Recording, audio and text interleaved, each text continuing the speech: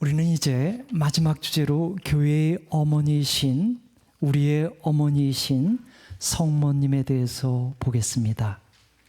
본문, 마지막 본문 사흘째 되는 날을 읽겠습니다. 시작.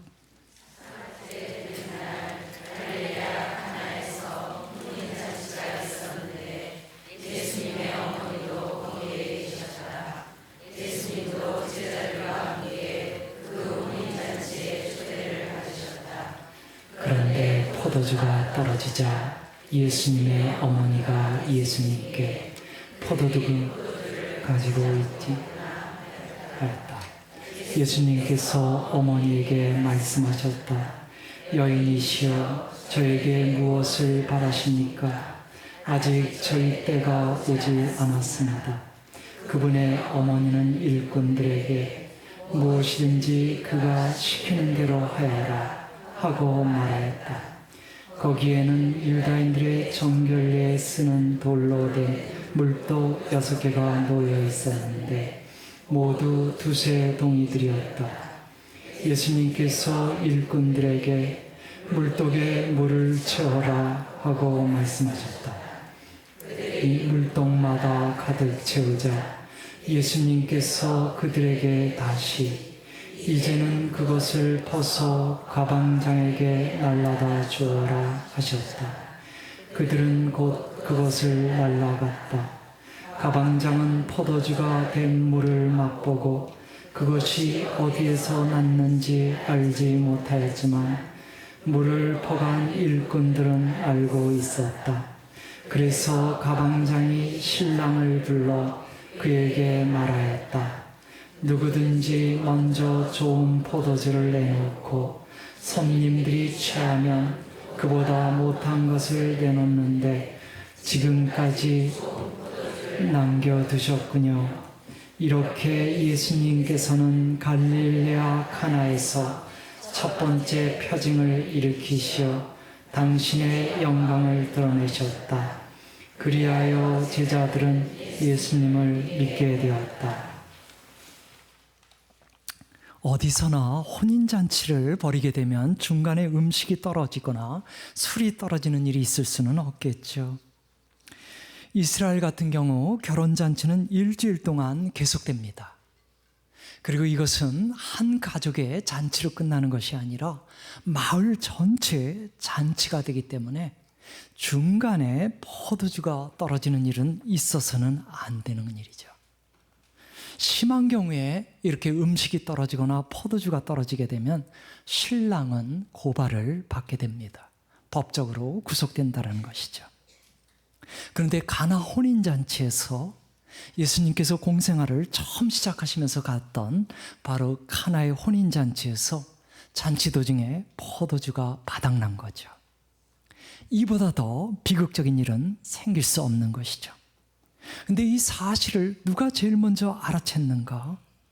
어머니 마리아였습니다. 섬세함과 자애로움을 갖고 계신 그분께서 포도주가 떨어졌다는 사실을 누구보다 먼저 알아챈 것이죠. 아직 이 잔치에 참석했던 사람들은 모르고 있습니다. 성모님께서 이 곤란한 상황 속에서 취한 태도를 우리가 눈여겨봐야 합니다. 우선 성모님은 문제 해결사인 예수님께 갑니다. 그리고는 이렇게 얘기합니다. 그들이 포도주를 갖고 있지 않구나. 우리말 성경을 보면 포도주가 떨어졌구나 이렇게 되어 있습니다.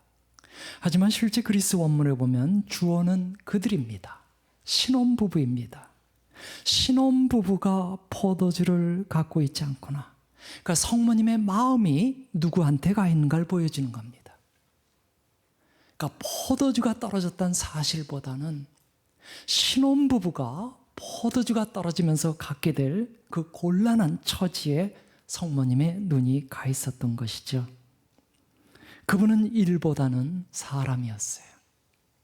그러니까 표현을 해도 이런 식으로 표현했던 것이죠.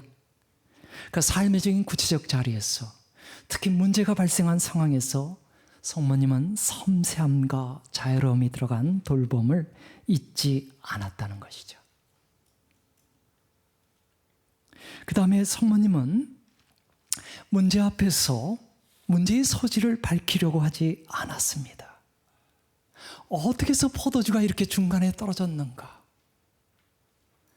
잔치를 전체적으로 주관하는 신랑의 친구가 포도주를 조금밖에 준비하지 않은 것인가? 아니면 초대받지 않은 손님들이 갑자기 들이닥쳐서 이렇게 된 것인가?